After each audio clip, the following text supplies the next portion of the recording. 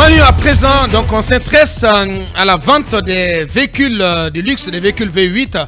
C'est une opération qui avait retenu l'attention de l'opinion. Est-ce qu'à date, on sait de quoi a été fait de l'argent? Peut-être que vous en savez mieux que moi, mais je ne suis pas dans le secret des dieux.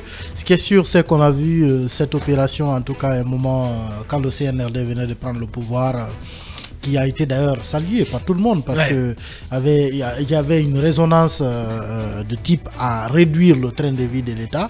Et aujourd'hui, on voit l'essentiel des ministres d'ailleurs qui roulent en Prado, alors qu'au temps d'Alpha Condé, c'était des V8.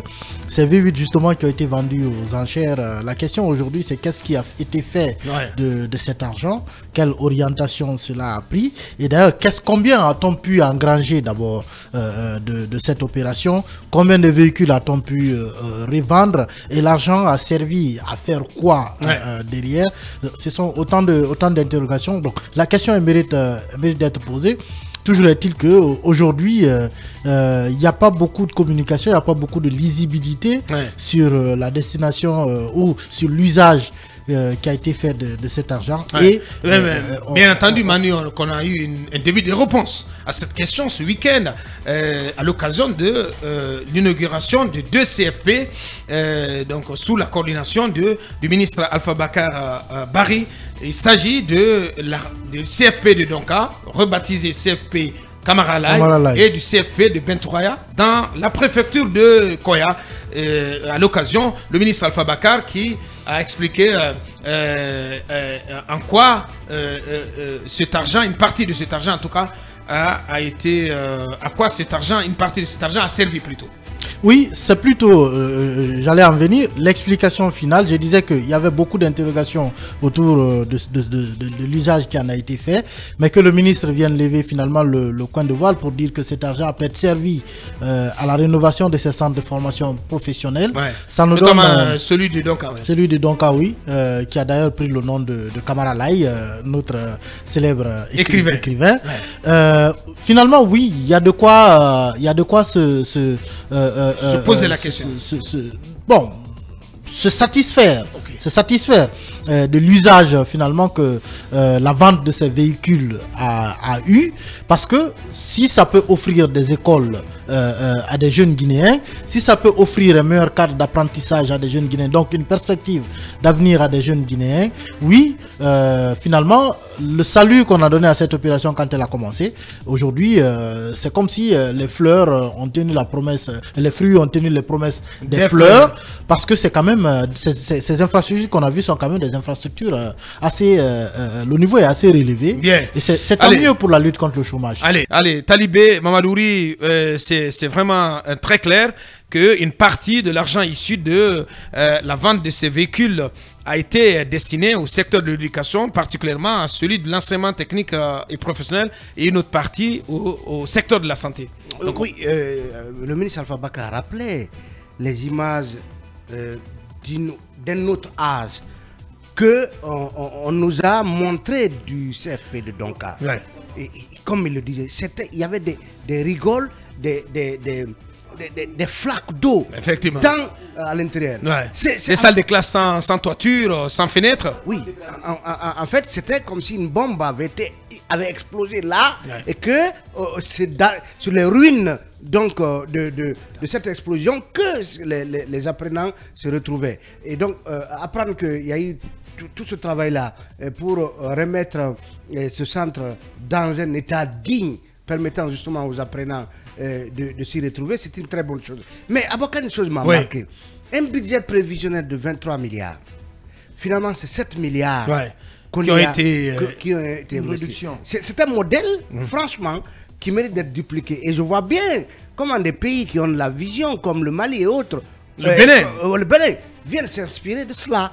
Et que les gens qui sont formés dans ces CFP soient eux-mêmes les ouvriers qui donc réalisent ce genre d'infrastructure. C'est quelque chose absolument à saluer. Mais Abouakar, ça me laisse penser aussi que ces fameux budgets prévisionnels, en réalité, il faut... ils sont en net décalage de la réalité. Parce que c'est 16 milliards d'économies à Boubacar. Même si c'est à une entreprise qu'on avait confié cela, est-ce qu'on aurait payé plus d'argent à l'entreprise que de matériaux et d'équipements? Non, mais si vous confiez cela à une entreprise, il faut vous attendre à des avenants. Oui. Il faut plutôt vous attendre à des avenants. Vous avez vu à Boubacar. Bien. 16 milliards d'économiser. C'est extraordinaire. Ça veut dire que tous ces budgets prévisionnels ont souvent une part de superflu, de boursouflure, dont on n'aurait pas besoin. Bien, Mamadou Dia, pour clore. Je dois d'abord commencer par saluer le fait que le CFP de Donka soit baptisé du nom de Camara Laye. Camara Laye qui est l'un des meilleurs fils de la Guinée, qui a souffert le martyre. Son épouse s'est retrouvée au Camboiro. Donc ça, c'était juste une parenthèse. Il faut saluer, comment dirais-je, l'auteur au moins de l'enfant noir. De l'enfant noir et de Dramos, entre autres. Tout à fait, donc il faut saluer ce qui vient de se passer. Le CFP de Donka, je l'ai personnellement visité. J'ai vu que j'ai été séduit. J'y ai été, et avec le tiers du coup prévisionnel tout à Boubacar, ça veut dire que... Et c'est tout à fait aussi au mérite du ministre Alpha Bakar. Et l'un des meilleurs de ce gouvernement Alpha Bakar, de transition. Sincèrement. Qui n'est pas... aucun doute là-dessus. Il n'est pas qualifié à tort comme étant l'un des... On n'a pas dit que tout le monde est bon quand même. Comme l'un des meilleurs ministres du gouvernement Goumou. Tout à fait. Parce qu'il a bien du mérite. On n'a pas dit que c'est le meilleur. L'un des tout meilleurs. Non, je dis après l'avoir entendu, il faut toujours remanier pour remanier. Bien. Bien, on va écouter, doyen Dia, s'il vous plaît. Il faut encourager ce genre d'initiative parce qu'à Boubacar, la Guinée...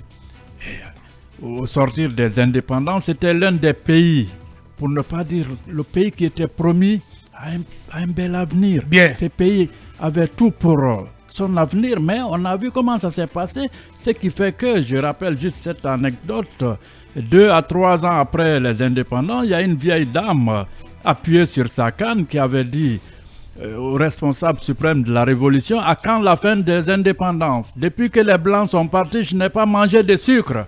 Donc, voyez un peu ces pays-là. Merci bien. Oui, Mamadou Ri, pour clore. Non, en fait, je voulais m'appuyer sur la pertinence de, si vous voulez, l'intervention d'Alpha Bakar. Moi, j'applaudis des deux mains. Tout à fait. Sans flagornerie. Parce que, en fait, j'ai quand même constaté une sorte de une multiplicité. Manu sourire là. La multiplicité des approches innovantes dans l'acquisition et la transmission du savoir dans ces centres de formation professionnelle dont fait montre Alpha Bakar est assez salutaire. Parce que, vous savez, dans le passé, ou dans un passé, je dirais, récent, tout se résumait à des formations théoriques. Qui parlent de pratique, parlent de matériaux, parlent d'équipement. Il n'y en avait pas du tout à Boubacar. Et justement, c'est innovant parce que, justement, elle est participative pour ces étudiants du fait qu'on les met à l'œuvre. Effectivement. C'est important dans leur formation. Ce qui est différent de nous autres qui avions appris des matières toutes... des connaissances théoriques, philosophes, historiens, linguistes et autres. Donc la différence d'avec ces formations, c'est que vous mettez ces enfants à l'œuvre, vous les mettez donc en plus du fait d'équiper ces centres, de ces matériels dont ils ont besoin, mais on les met à l'œuvre. Maintenant, en plus de cela, est-ce que on commence déjà, dès lors qu'on les met à l'œuvre, qu'ils ont participé à la rénovation de ces centres, est-ce qu'on leur donne des primes? J'aurais bien voulu savoir ça, Aboubacar, parce que ça doit motiver ces étudiants-là. Mais au-delà de ça, je veux bien comprendre qu'on a pris un peu de ces montants issus de la vente des boulides, des véhicules de luxe, pour financer la rénovation de ces centres-là. Mais est-ce que tout l'argent est parti là?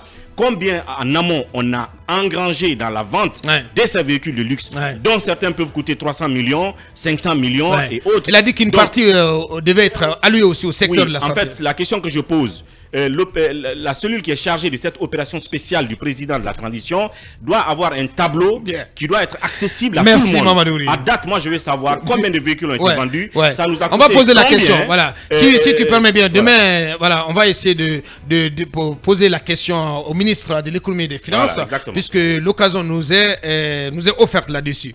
Allez, Mirador continue dans un instant, s'intéresse au DAF et au ministre.